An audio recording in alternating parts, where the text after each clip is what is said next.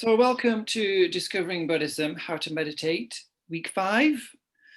We've covered a lot of information already about meditation, and we'll continue today exploring different types of meditation. Today we're going to look primarily at visualization and mantra recitation, how those get involved in meditation. And going to look at the kind of meditation practice challenge this week. And for today is going to be a little bit of visualization too. And as usual, before we start, we'll set a positive motivation for the class, and then we'll launch into a little bit of explanation. I'll have a discussion a bit later on. And then we'll finish with a dedication. So let's start off with our motivation together. So you want to find a comfortable space to sit in. If you can, remember those 7 points of a posture for meditation. We want a stable basis on which we can meditate. So we're looking for stability in the feeling very grounded. If we're on a chair, then feet flat on the floor, very stable. If we're sat on the floor, then knees, trying to put the knees on the floor rather than up in the air.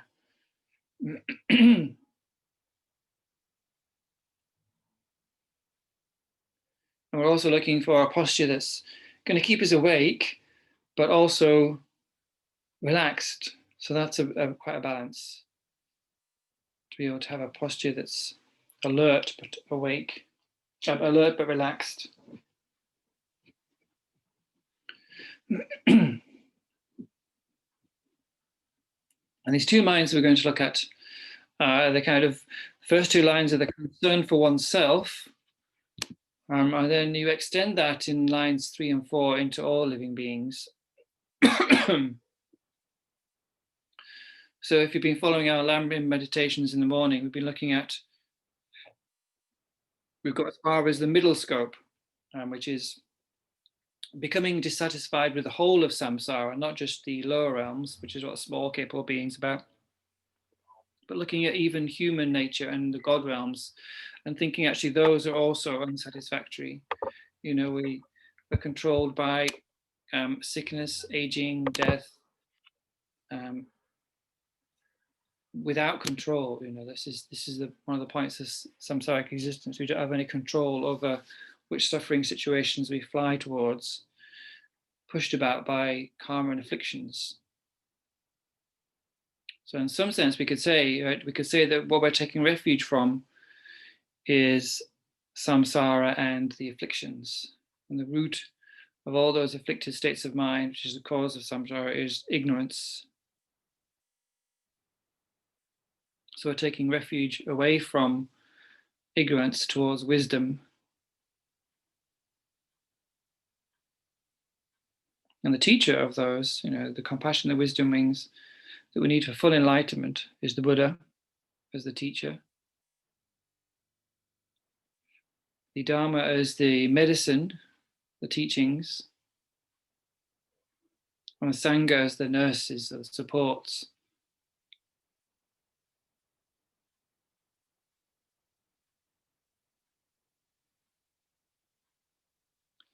And what it comes down to is the Dharma. That's the actual refuge.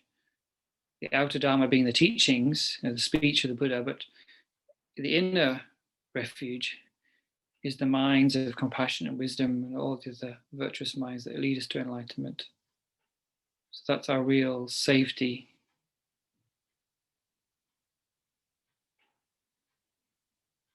And whilst we don't have all these minds fully developed yet, all the seeds are there.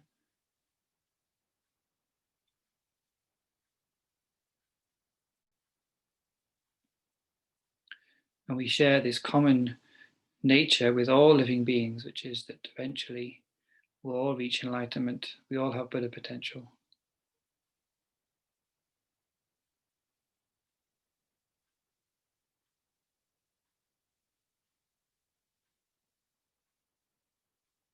So the reflection on the outside of the outer refuge jewels is like the reflection of what your inner work is going to be. You're going to become a Buddha eventually with all the realizations, and we become a Sangha along the way.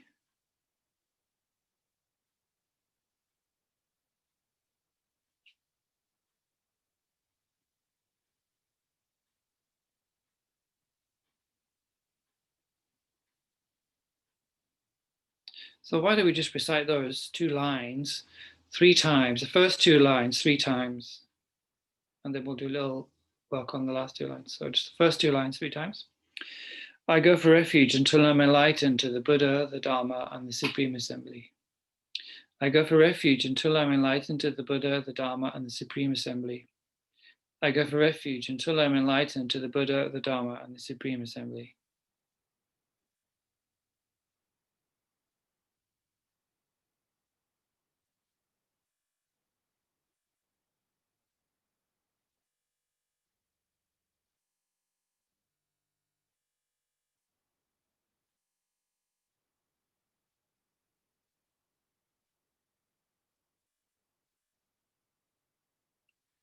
So all those different experiences of suffering that we talked about in small and middle scopes, that knowing that really well is the key to understanding the Mahayana, understanding those sufferings. We then just turn it outwards and think all these living beings experiencing the same sufferings.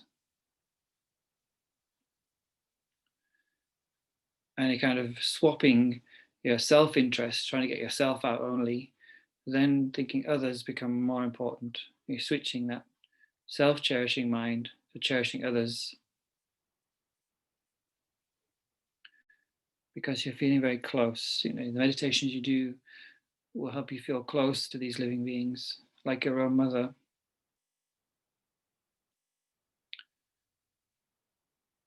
If you saw your own mother, you know, in front of you, crying, upset, and hurt, you know, about to be in dangerous situations, it would kind of break your heart, wouldn't it? You'd want to be motivated to get something done to help. So that's the kind of connection we need with all living beings who at some point have been our mothers, right? So just because we can't remember doesn't mean they're not our mothers. So moved by compassion, we then want to work for their enlightenment.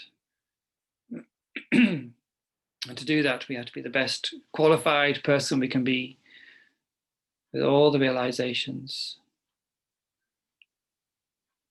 Removed all the obscurations in the mind, generated all the realizations,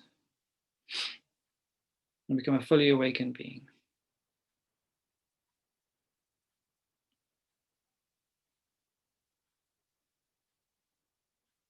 Let's recite those last 2 lines 3 times. By the merits I create through listening to the Dharma, may I become a Buddha in order to benefit all sentient beings. By the merits I create through listening to the Dharma, may I become a Buddha in order to benefit all sentient beings. By the merits I create through listening to the Dharma, may I become a Buddha in order to benefit all sentient beings.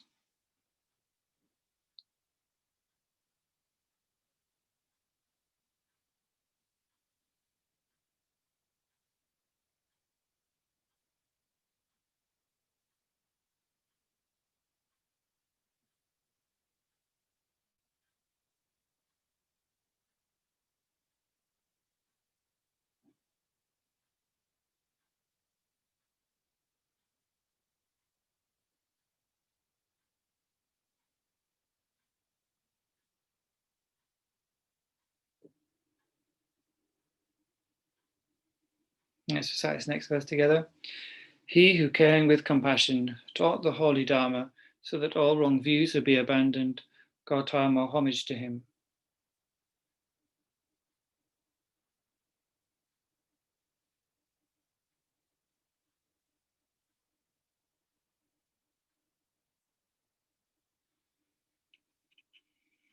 Okay, thank you, everybody.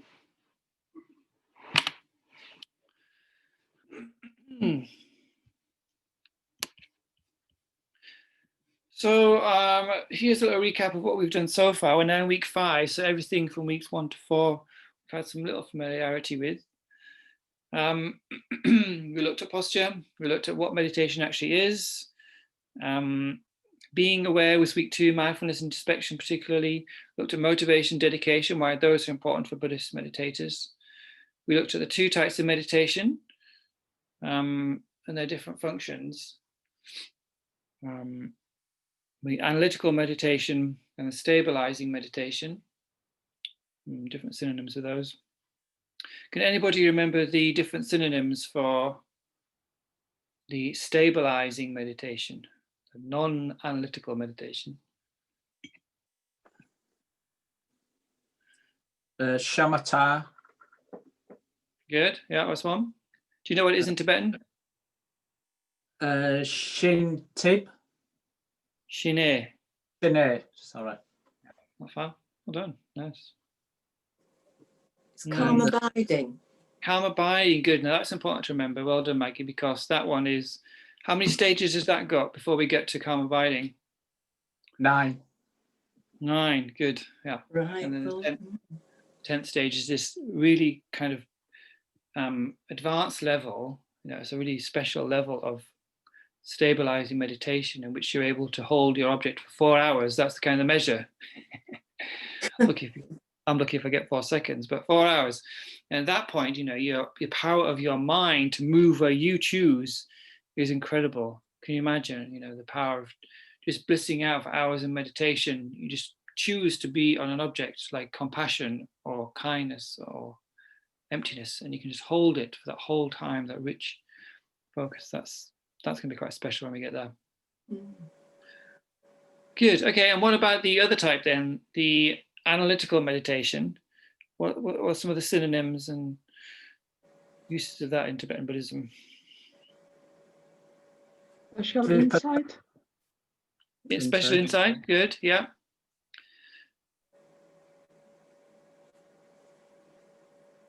Emptiness. What do you mean about emptiness, John?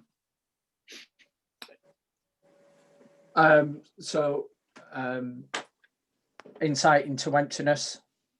Good. Yeah, you're quite right. Yeah, because usually when they're in the one of the most important special insights is the correct view of reality, realizing emptiness directly. Why is that? Why is that a special one? That's the root of all problems, really. If you realize emptiness and compassion, I think you're on your way to cracking it, really. Exactly. Very nicely put. Yeah. Yeah, it's the, once you've got the wisdom realizing emptiness directly, that special insight observing emptiness, then you've got the tool then to finally remove the obscurations in the mind. Up till then, you haven't had the tool. You've just been suppressing them mostly and kind of developing the other mind so that they were going to get overwhelmed, but you haven't actually removed anything until you've got the wisdom realizing emptiness directly.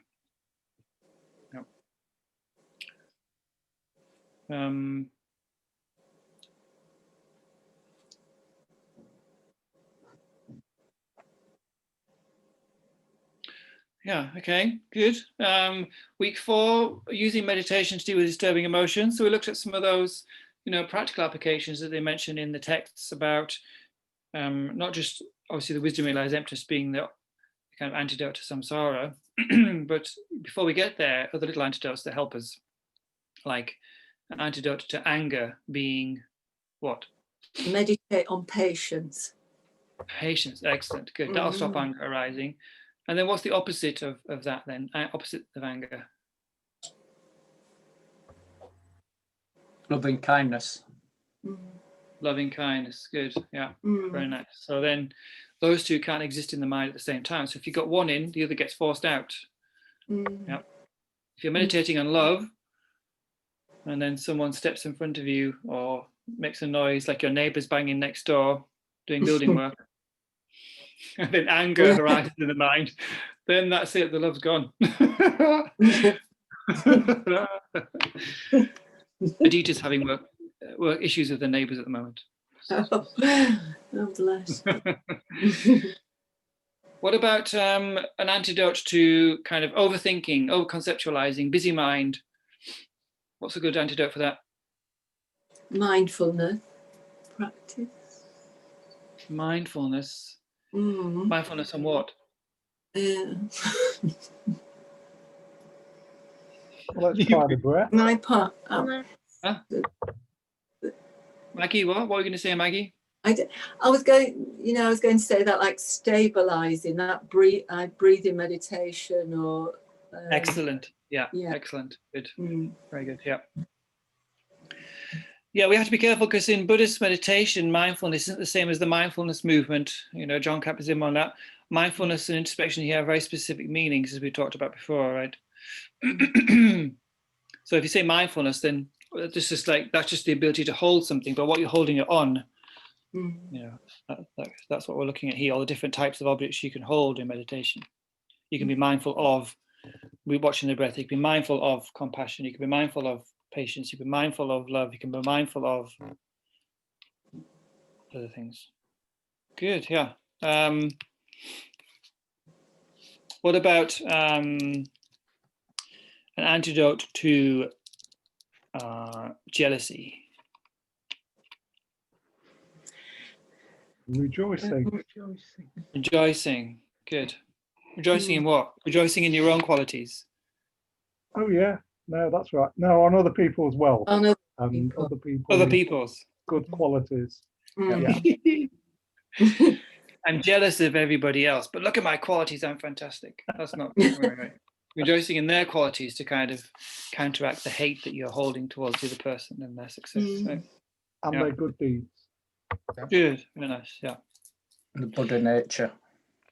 Buddha nature is an excellent one. Very nice. Yeah. We all have the same potential for enlightenment. We all have the same right to those minds, to enlightenment. That'll kind of knock it down a bit too. Very nice. And here we are with week 5, visualization and mantra recitation. So let's leap into today's topic. So here are some ways to think about visualization. So obviously, are we all understanding what visualization means? It just means that you're imagining something in your mind. Yeah. You're not actually creating anything real out there. It's just your mind's working with imagination or visualization. There's different ways of saying it. So if we, as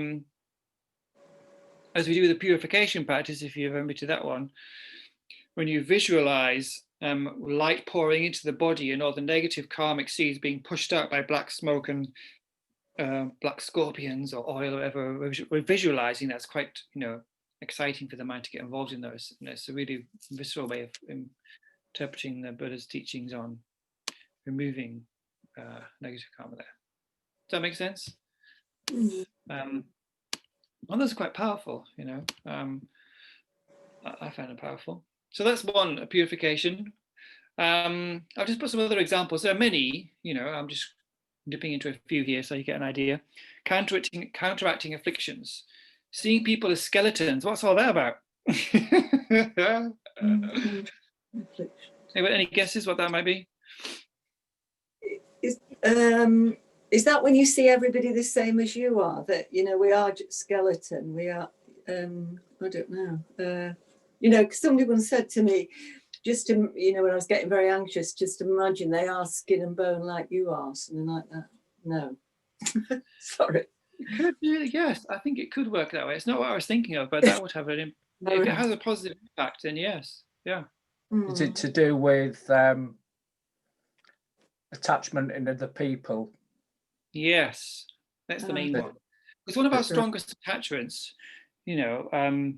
Food is one, sleep is another, but attachments to bodies, opposite sex or same sex, whichever we find attractive, is quite strong. A lot of our advertising and social media is just full of, beautiful looking bodies that within our sell things or whatever, or, gets hooked to one way or another.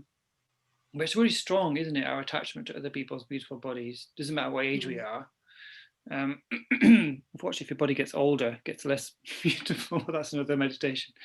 So, if that's kind of causing you such distress and you're not able to focus on the Dharma and you're kind of becoming overwhelmed by attachment to other people, becoming, grasping and needy, then you could use this meditation as seeing them as skeletons.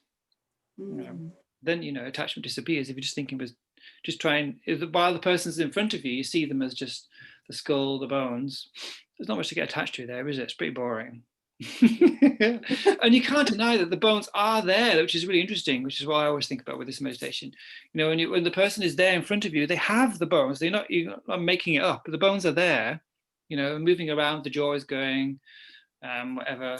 We're just adding all this extra stuff on because you've got nice skin. It usually comes down to the skin. And interesting, the Master Shantideva in his text, Guide to the Bodhisattva's Way of Life, has this, you know, fantastic, you know, really pointed way of putting these things in the verses, very profound, but quite pointed. He says, you know, if you're just attached to the skin, then just take that off then. You know, you don't need the rest of the body, just take the skin off, you know, if that's what you want. We think, oh no, I don't want just the skin, that'd be gross. You know, then so, you know, but he says, well, if you just attach the skin, which is, you know, nice and soft, then why not just, you know, get a nice pillow or something that's got nice soft, you know, it won't be so smelly, it's not full of all this all disgusting stuff inside, you know, that makes more sense.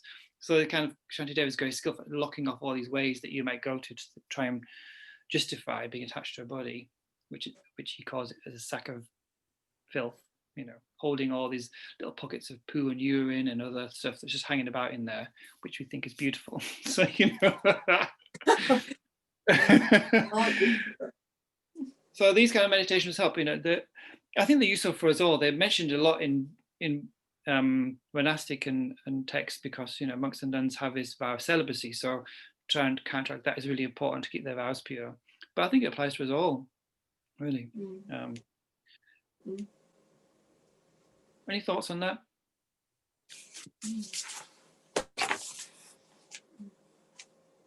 So then we can, as well as counteracting afflictions like counteracting attachment, we can also do visualizations that generate virtuous minds. So I've mentioned before, visualizing a Buddha image, like His Holiness said in that video last week. To visualize that is very powerful because you're not only generating a holy object in your mind, which creates a positive imprints to that, you're kind of generating a strong refuge, a strong reverence towards Buddha, or another spiritual figure if Buddhism isn't your tradition, you know. So creating feelings of closeness to the Buddha. In my own practice, sometimes I've often felt like, you know, I can see my teachers, you know, and maybe I might have met a Bodhisattva if I'm lucky, but I kind of have this feeling that I've never met a Buddha because they're just too fantastic and too far away, which is just my crazy mind. There must be Buddhas that I've met and around. So to visualize and keep that in mind is important. So we feel close to these enlightened beings. Visualize your own body dying. Might not sound like a very virtuous meditation, but, you know, when we looked at small scope Lamrim meditations, you're thinking about the next life, trying to prepare, getting ahead, so we don't just get stuck in things in this life, but we're thinking about our investment in the future, which is where our effort should be going as Buddhist practitioners. So if we can do some visualizations on our body dying and realize it's impermanent, we won't spend so much time looking after it, perhaps, or well, not looking after, but over emphasizing its importance, you know, spending so much time with it. Think of all the time we spend feeding it, clothing it, all these fantastic clothes we buy the body, all the makeup, you know, we spend hours in the bath and the spa and all the holidays we want for the skin just to go a little different color. We spend so much time wasted.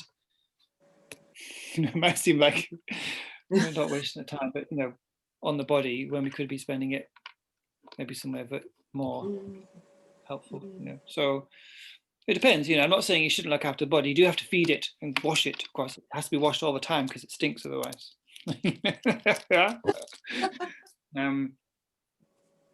But you get my point, right? Yeah. Hopefully. And that's quite powerful if you can. There's a meditation we haven't done in this session, but in the death and dying module of Discovering Buddhism, we might do it there if I'm still alive at that point, where you visualize yourself going through the stages of death. There's 8 stages of dissolution, kind of inner signs that you see, and then what people on the outside see. So that's quite powerful. Gosh. And then visualizing a merit field. What does that mean? Visualize merit field. So often when we do purification accumulation practice at the beginning of texts, you know, you start off with doing what's called 7 limb prayers or some variations of it. You make offerings, you confess negativities, rejoice, request the Buddhas to stay, request them to teach, dedicate. Is that all 7? prostrations. I miss prostrations. And then, so you do all that to a merit field. And a merit field, just like you plant seeds in a field and you get harvest. So the stronger the visualization in front of you of countless Buddhas and Bodhisattvas and holy beings and sentient and your teachers, and if you can visualize all that as a real live audience in front of you, then the actions you do in front of those, like offerings, prostrations, etc., the powerful merit is multiplied, because like a field, you plant more seeds, you plant, you know. So that's why visualization is very important for creating merit. Sometimes, you know, we don't have a lot of offerings around in the house. We've got our puja later on tonight where I've made some offerings on the table. I don't know if you can see. I can't do it the right way. Anyway, I've made some offerings of food and some sweets and biscuits in there. But when I do the puja later on, I should be visualizing more than that.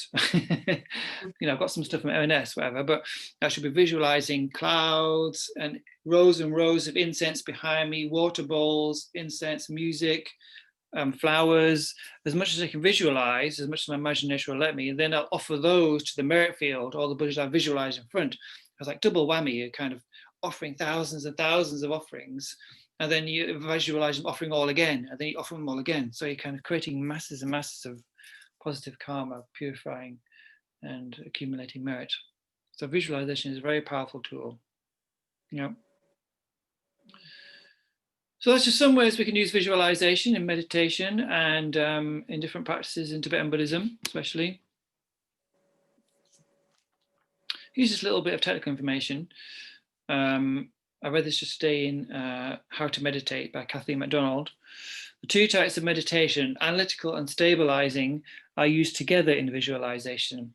Analysis sets up the details, stabilizing holds the visualization. Yeah. So it's primarily, you know, once we've got going a stabilizing meditation, we're not analyzing so much, but we do need to do some analysis to get there. Like in the Lama Chöpa Puja tonight, it's like 12, so 7 or 8 verses, something.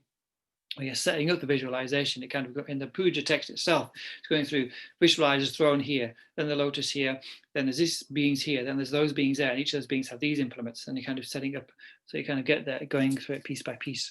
And that's what the texts recommend when you're getting familiar with visualization. You, for example, let's take the Buddha statue. If you wanted to meditate on the Buddha image, you go through some of those elements. You might look at pictures or the statues that you've got to begin with, and then you kind of try and focus on a foot, try and focus on the hair, try and focus on the body shape, try and get some of the detail in the robes, try and get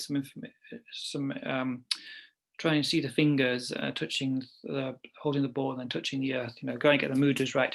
So you're kind of going through all the little bits and pieces. And at some point, you know, you have to just hold what you've got and meditate on it. You can't keep analyzing forever. And then you go back to it another session and you build it up and continue. And eventually that becomes quite strong and that image becomes clearer. Yeah, so that's how those analysis, setting up the details, is what I mean by that. And then you'd hold it with your mindfulness. Yeah. Yeah. So that's a little bit about visualization.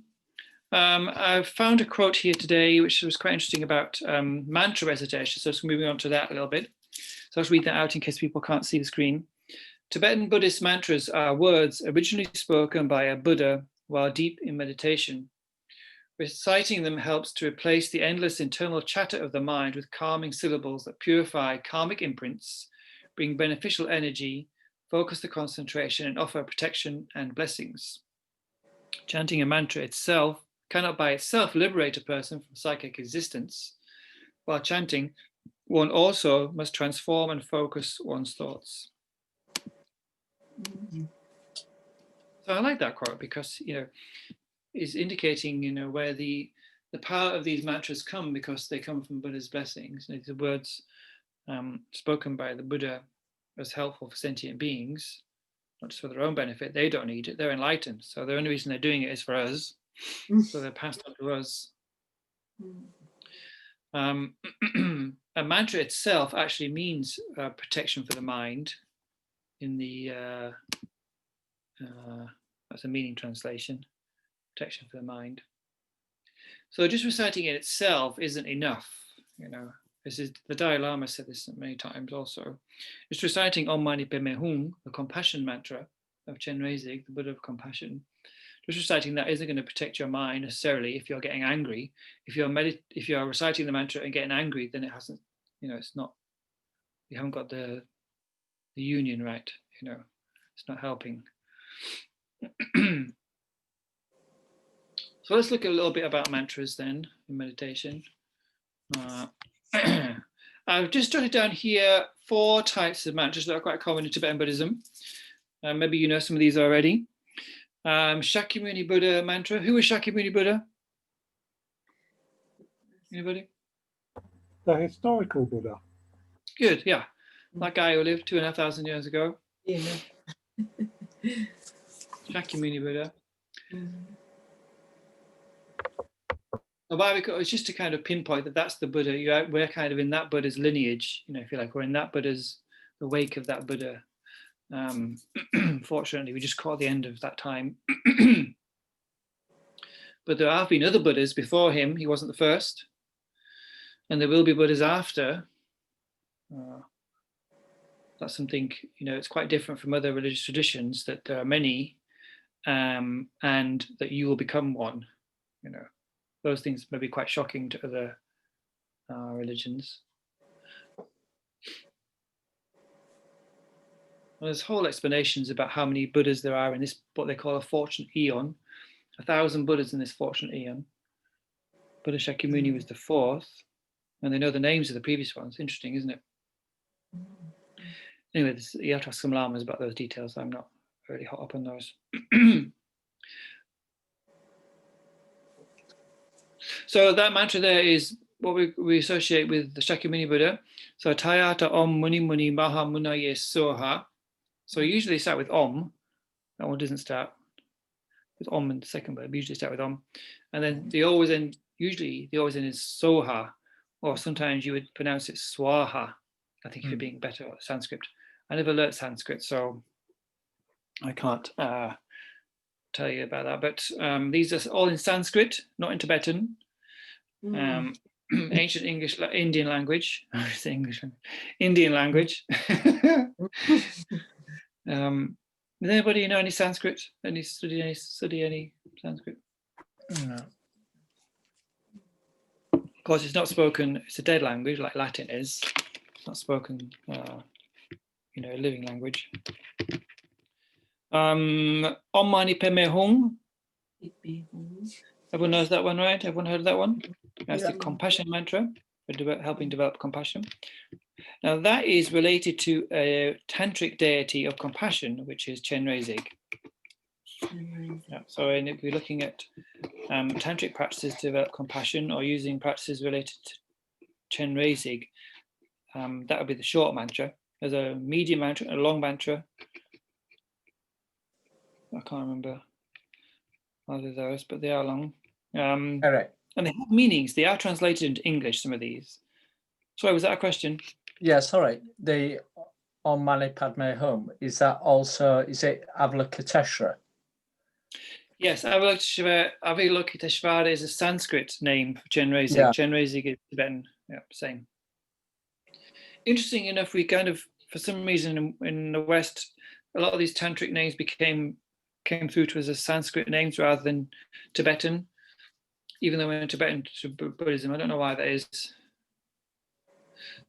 So, sometimes you might say to a Geshe or a Lama, Chenrezig, and they wonder who you're talking about. But when you say Avalokiteshvara, they won't know who you're talking about. When you say Chenrezig, oh yeah, I know Chenrezig. Yeah. And poor translators, they have to work twice as hard because the Lama will be telling them Tibetan names and they have to translate them into Sanskrit names for the English audience. It's really confusing. And then the audience will be asking questions about the Sanskrit term, which they've got to translate into Tibetan, so the Lama can understand. Strange times. A third one there, Om Tare Tutare Ture Swaha. Anyone know which tantric deity this relates to? Tara. Tara. Tara, yes. Tara is says to be the swift pacifier, or quick removal of obstacles to practice. We can think of it in terms of worldly obstacles, but it's not really so important as removing obstacles to spiritual practice. That's what it's mainly for. And quick For example, we in Jamang Leeds, at the advice of a Lama, bought Tara statues, 21 Tara statues, and started doing that practice for about a year. And then within a year and a half, we bought this massive building. We had this funding to have this massive building. And here we are now from 1,000 square foot and 33,000 square foot. So just be careful what you ask for.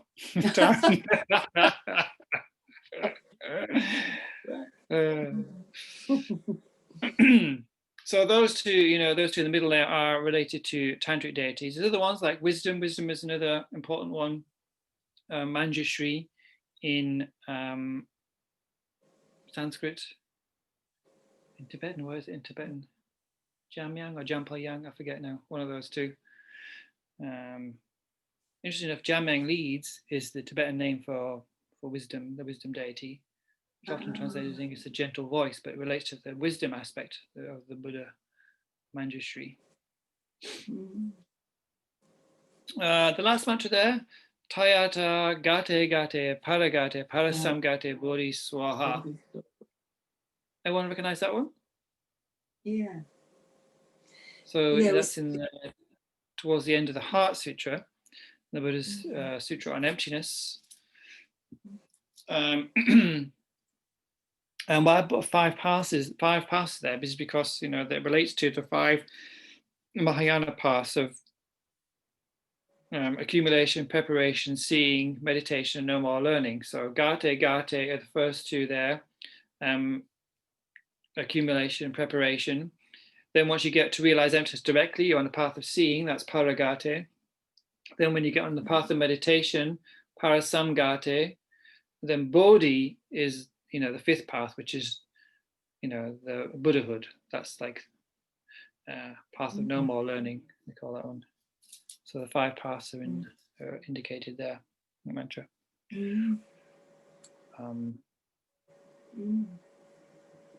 We won't go too much into emptiness in the Heart Sutra here. That'll be a module in the basic program if anyone's interested in that. Is anyone here doing basic program in London, or maybe you'll wait for Leeds when we do it next year?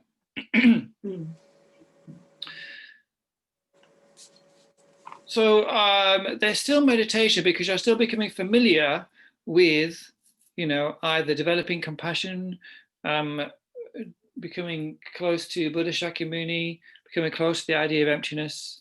So mantra is a special, way to meditate.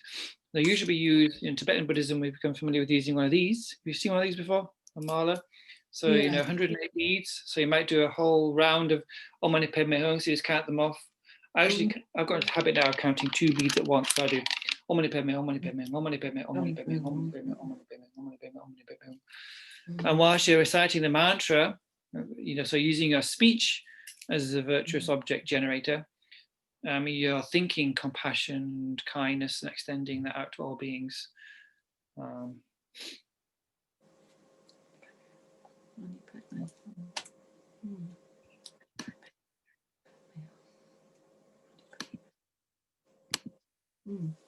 Wait, I'm just skipping. I just want to check what's.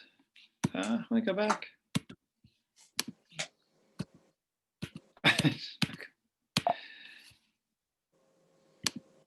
Sorry, technical problem.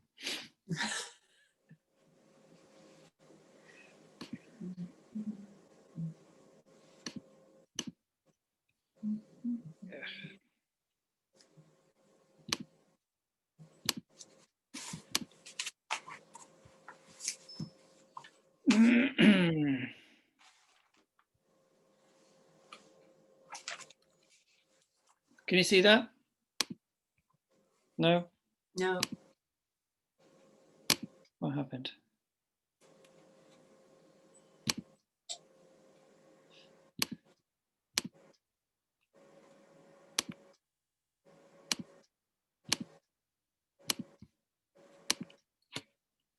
Okay, you see that?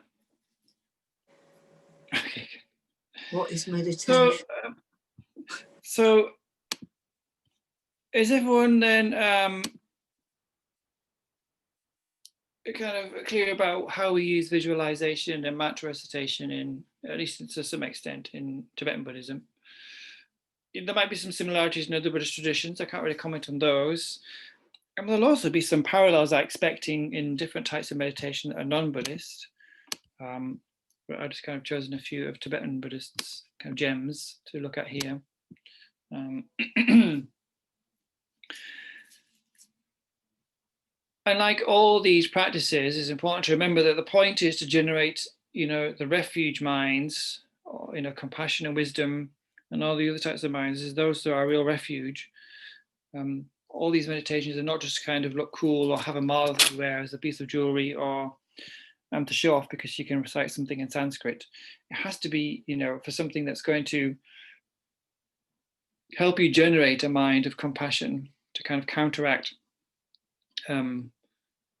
just feeling that yourself is the only important one on the planet.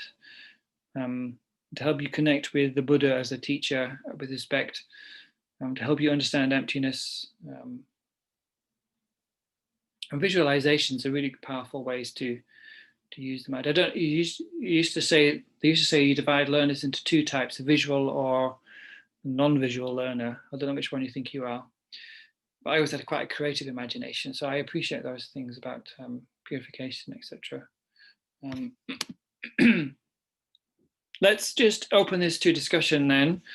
There's not many of us, so I reckon we just have it's 5 of us, but I think let's just open this as a general group discussion with everybody. I'll just hop off so you can feel free to talk. So discuss using mantras and visualization meditation. Is it helpful? Are there some meditations using the techniques that you find particularly helpful? Maybe you've used some of these before, in which case you could share with the group about those if you're comfortable. Do some of them sound too complicated for you? Is all this dead languages, useful or not? I remember Richard Dawkins talking once, in I think it was the God Delusion, his series about, strong atheist stint, and in strong atheist views, he says, reciting all these things in important sounding dead languages. That's the phrase always stuck with me. And I was like, oh, that's what I do with Sanskrit mantras, So, maybe it's not helpful. Maybe it's better to recite things in English, but I should recite things in Sanskrit. So have a think about that. Anyway, I'll open it up to you to discuss. I shall stop the recording, pause the recording. Let's just discuss for 10 minutes or so. Then we'll come back and do just a recap or feedback. And then we're going to actually do a short purification meditation together, which will involve some visualization as your meditation exercise for this week. All right. Let me just, have you got those questions down? Just somebody got them down so they can, yeah. Okay, and let me just pause recording. So how did that go then? Anybody want to feedback? Any important points come up, or any questions or comments? It was really good. It was good to be able to reflect on the morning prayers, because that's been my introduction to the mantras, and especially the Tara mantra, which, that with the visualization, with the narrative about Tara, is just spectacular as a protect. It feels like I could be supported in the day if I repeated that mantra. So it's really very special. Yeah, sorry. Yeah, Maggie have been selling morning prayers to us. Yeah. Yeah, great. Yeah, we've been doing that since April, I think it was, maybe even March, April certainly. Lama Zopa put together a practice to help, dispel the difficulties of COVID. So we've been doing that every day, Monday to Friday since. So that's been what, 7 months now. Amazing. Yeah, it combines a few practices. Now, His Holiness the Dalai Lama said that because of COVID, we should recite Tara mantra. That's something he recommended. Then Lama Zopa added some other practices as well. So Tara mantra, obviously very powerful for our time right now. Very energizing, Tara, isn't it? The Tara mantra is very energizing. Yeah. The Tara mantra is very energizing. Good point. Yeah. I find it so. I mean, we are surrounded by the Buddhas all the time. There's one, I think Lama Zopa as a quote says, we're surrounded by all the Buddhas all the time, but we don't have the karma to see them. They could be right next to us, but we don't have enough karma to see a Buddha. So it's important that we connect with the Buddhas as a visualization to just help us understand that they are there, helping us. And the Tara, because she's a female,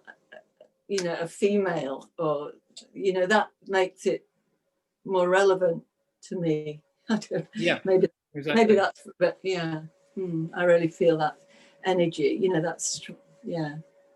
Yeah, it's really important that we see female representations of enlightened beings, because, the Buddhas are past gender. I mean, gender isn't really, unless they find themselves in a body, in which case then it'd be either male or female, but the mind itself, whether you attach gender to that, it seems a bit pointless by the time you're, enlightened. But it's useful to have a female representation of Buddhas. Yeah. I heard, and I'm not sure, you probably know, Kerry, better than me, that Tara was born out of the tears of Avalokiteshvara when he looked out and saw everybody suffering, and his head shattered into 1,000 or so pieces, and he broke down and cried, and Tara was manifested out of his tears for compassion. So some people say that the Tara mantra and the Om Mani Padme Hum are sort of linked in that the very compassionate mantras. I don't know if that's true or not, but yeah, it's a beautiful story. Whether it's true or not, I can't say, but it shows a very strong connection between compassion and Tara's kind of compassionate action, whereas compassion itself is a very powerful energy to get things done, but then Tara seems to be this aspect of enlightened mind that things done quickly.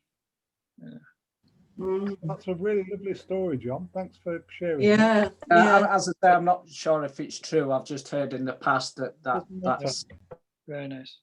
Sounds beautiful. It is a nice story anyway. Yes. So let's do a meditation together. Let's do a visualization meditation together.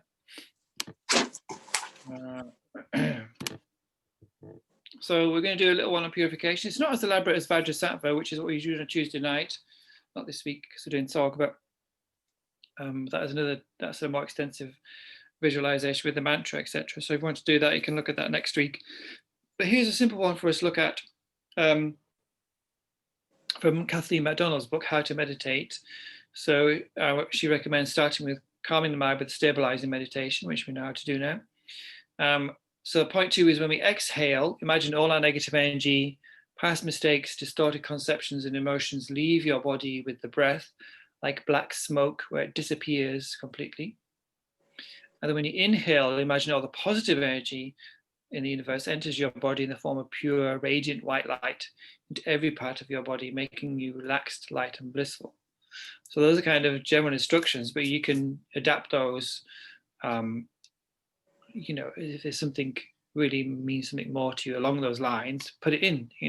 Sometimes in the text they talk about negative karma, being pushed out of the body like black scorpions or snakes, or like black oil. You can get quite creative if you like. Why not? Be creative. And then you're kind of inhaling all this light and positive energy and virtuous minds, and those become part of you. When we're talking about purification, we're talking about purifying negative karmic seeds we've accumulated in this life and past lives, so that we can remember, some we can't remember.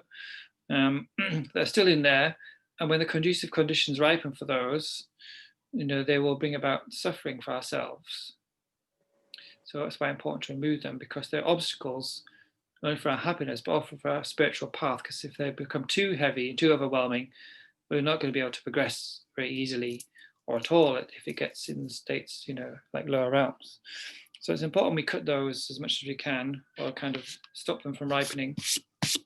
And purification practice usually involves 4 opponent powers, which I don't know if we've mentioned in DB so far. But, have a look at the Vajrasattva practice on Tuesday nights if you want some more information on that. Because negative karma is created with the mind, as Lama Yeshe says, it can be removed with the mind. So all these actions came from the intention, and the actions that then were motivated by that intention. So they can be removed with the mind, also with a positive intention. Should we try it? Should we do a little bit now together?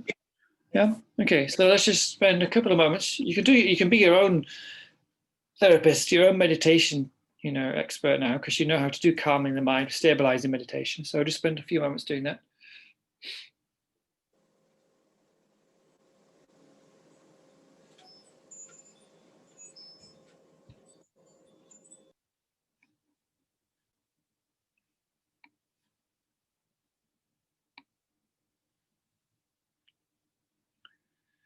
Just making sure your posture is working for you.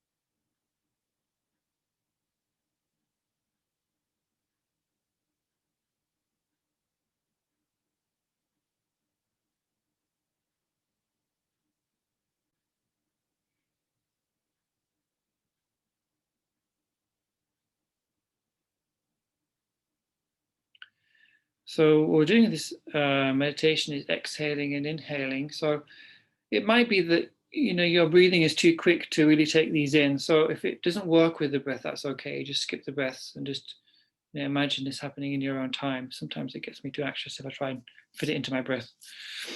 So you just decide. So the idea is that when we exhale, or we can just visualize without the breath, that all our negative energy, here we're talking about negative karmic seeds, past mistakes we made, distorted conceptions, things we could habitually project onto the outside world, which aren't there, all these negative emotions, everything that's worrying us, all the difficulties, things that are getting us down. We visualize these as black smoke or oil, liquid, animals. They just completely leave your body as you breathe out. And as they leave, they kind of disappear into the horizon and they evaporate. They become non-existent.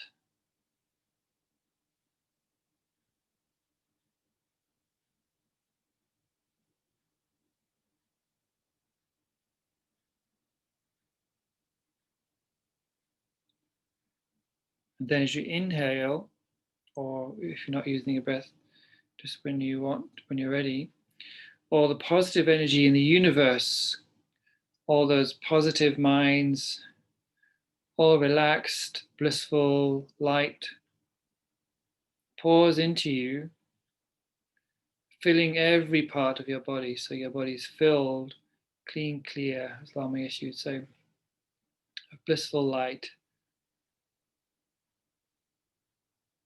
So alternate between those two states as frequently as you like, just for a few moments.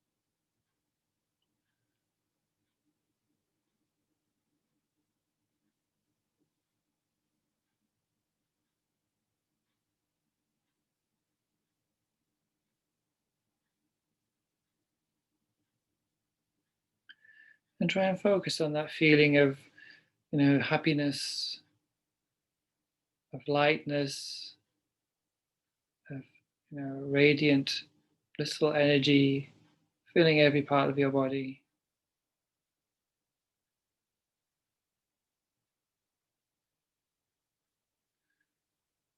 As one Lama said, one of the most important meditations we can do is the meditation on happiness, becoming familiar with the state of happiness.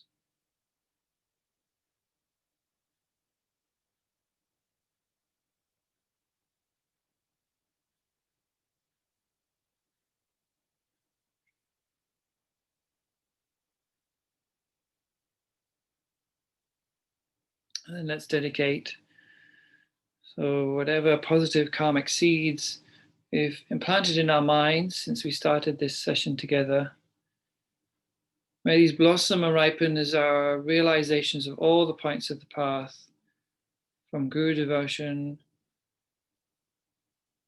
refuge, bodhicitta, emptiness, through to all the realizations of the Tantra, so that we can become the best support for others, fully awakened for others' welfare.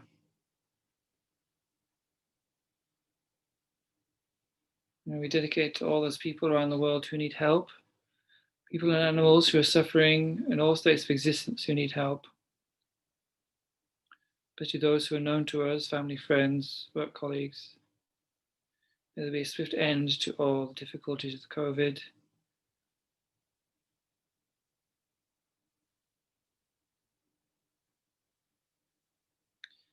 We use our merit to request that the teachers, the guides, representatives of the Buddhas in our time, stay with us and teach us until we become fully realized beings. So on the Dalai Lama, Lama Zopa Rinpoche.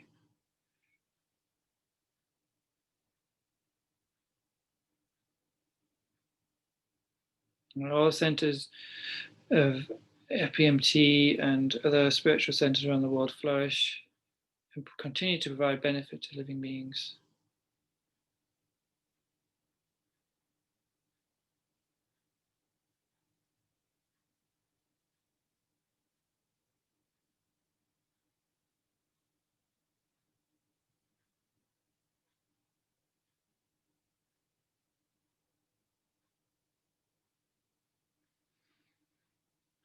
I'm just going to recite this verse if you'd like to join me.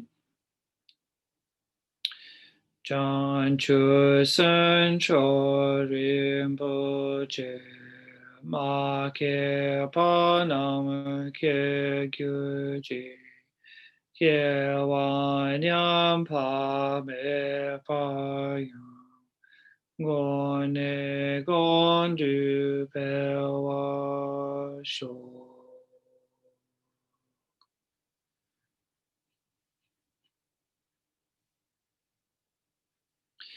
Okay, so thank you, everybody. Next week is our last session on how to meditate. And we're just going to look a little bit about the practice, daily practice, which means, a morning or an evening practice, and some of the things that can help with that, which you're probably already doing, but it's just nice to discuss it together. And there is a whole module actually in DB later on, but I think it's important with this module we touch on that a little bit. Thank you so much, everybody. Lovely to chat with you and to discuss with you. And have a lovely week. I'll see you then. Thank you, everybody. Take care. Thank you, everybody. Thank you. Bye-bye. Okay, thank you, everybody. Bye. See you next week.